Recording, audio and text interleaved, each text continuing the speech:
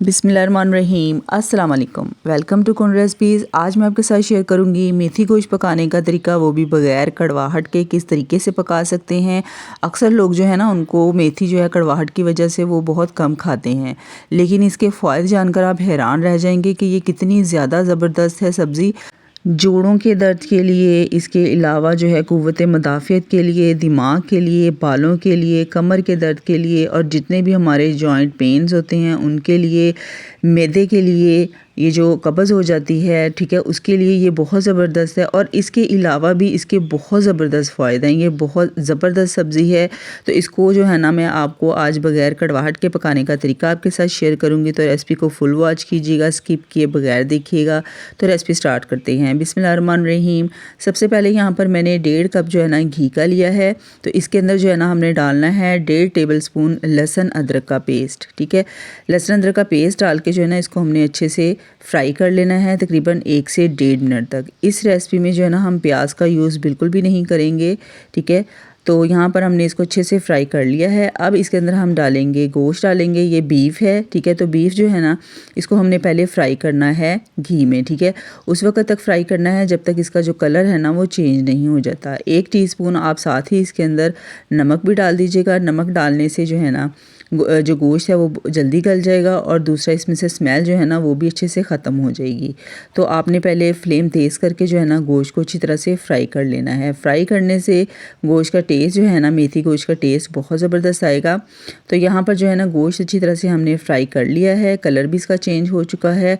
अब हमने इसके अंदर डालने हैं टमाटर। तकरीबन यहाँ पर मैंने आधा किलो टमाटरों का यूज़ किया है। टमाटर जो है ना इसके आपने दरमियान से 2 हिस्से कर लेने हैं और स्किन वाली साइड जो है ना इसको अपने ऊपर की तरफ को करके इस तरीके से हमने स्टीम के साथ जो है ना इसका जो छिलका है ये रिमूव करना है, ठीक है। ये तरीका बहुत ज़बरदस्त है। इससे जो है ना मेथी गोश्त बहुत मज़े का बनता है। तो आपने इसी तरीके से बनाना है। इंशाल्लाह ये रेसिपी आपको बहुत पसंद आएगी। अब हमने ढक्कन लगा देना है 1 से 1.5 मिनट के लिए। और जब टमाटरों की स्किन जो है ना सॉफ्ट हो जाए तो उसके बाद जो है ना इसके ऊपर से जो स्किन है ये हमने उतार देनी है। स्किन उतारने के बाद जो है ना इसको अच्छी तरह, इन टमाटरों को बहुत अच्छे तरीके से मैश कर लेना है। बहुत जल्दी ये मैश हो जाएंगे क्योंकि स्टीम की वजह से बहुत अच्छी तरह से जो है ना ये सॉफ्ट हो गए थे। तो इस तरीके से ना आपने अच्छी तरह से इनको मैश कर लेना है इसके अंदर और उसके बाद अच्छी तरह से मिक्स कर लेना है। और अच्छा, यहाँ पर जो बीफ है ना ये गलने में थोड़ा सा टाइम लेता है। तो अब हम इसके अंदर पानी डालेंगे।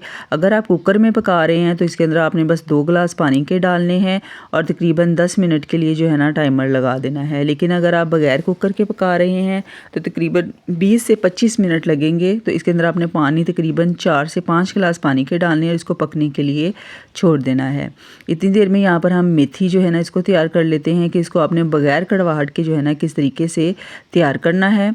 मेथी जो इसको मैंने बिल्कुल बारीक बारीक कटिंग में काट लिया था। अब हमने एक बड़ा बर्तन लेना है, कढ़ाई लेनी है। इसके अंदर तकरीबन 2 से 3 टेबल स्पून घी के डालने हैं और सारी मेथी जो है ना इसके अंदर डाल देनी है, ठीक है। सबसे पहले जो है ना अब हमने इसकी कड़वाहट को जो है वो ख़त्म करना है। इसके ऊपर ढक्कन लगा देंगे। स्टीम से जो है ना मेथी का जितना भी पानी है वो सारा जो है निकल आएगा और जो मेथी है ना ये सॉफ्ट हो जाएगी।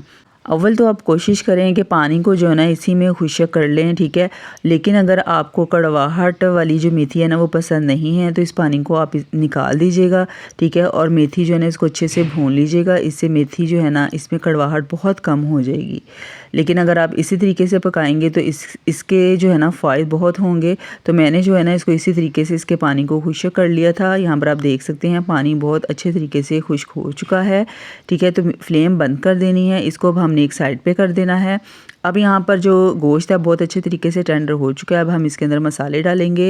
1/2 टीस्पून हल्दी पाउडर डालेंगे, 1 टेबलस्पून पिसा हुआ धनिया पाउडर डालेंगे, 1 टेबलस्पून लाल मिर्च पाउडर डालेंगे, 1 टीस्पून पिसा हुआ धनिया पाउडर डालेंगे और 1/2 टीस्पून काली मिर्च पाउडर डालेंगे। नमक इसमें नहीं डालना है क्योंकि नमक जो है वो हम पहले से डाल चुके हैं। अब हमने इनको अच्छे से मिक्स कर लेना है। उसके बाद इसके अंदर हम डालेंगे दही। दही जो का यूज़ जो है यहाँ पर मैंने तकरीबन आधा कप जो है ना दही ली है।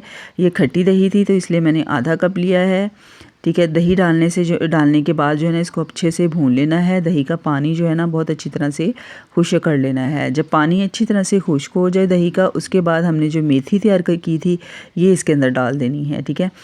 अब यहाँ पर मेथी जो है ना इस तरीके से पकाने का मकसद ये है कि मेथी जो है ना बहुत जल्दी पक जाएगी, बिल्कुल भी टाइम जो है ज़ाया नहीं होगा, बहुत जल्दी जो है मेथी तैयार हो जाती है इस तरीके से।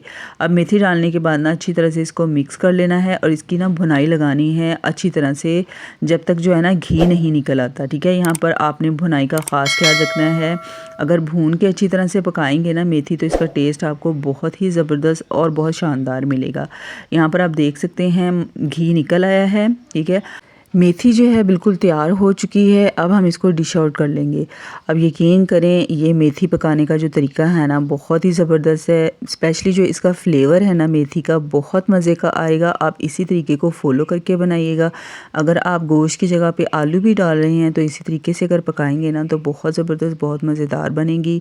लाजमी आपने ये रेसिपी ट्राई करनी है और अपना फ़ीडबैक मुझे ज़रूर देना है कि ये रेसिपी आपको कैसी लगी है। अच्छी लगे तो लाइक कमेंट करके बताइएगा और चैनल को सब्सक्राइब करना मत भूलिएगा और रेसिपी को सबके साथ शेयर कीजिएगा। अपना ख्याल रखिएगा, दुआ में याद रखिएगा। अल्लाह हाफिज़, फ़ी अमान अल्लाह।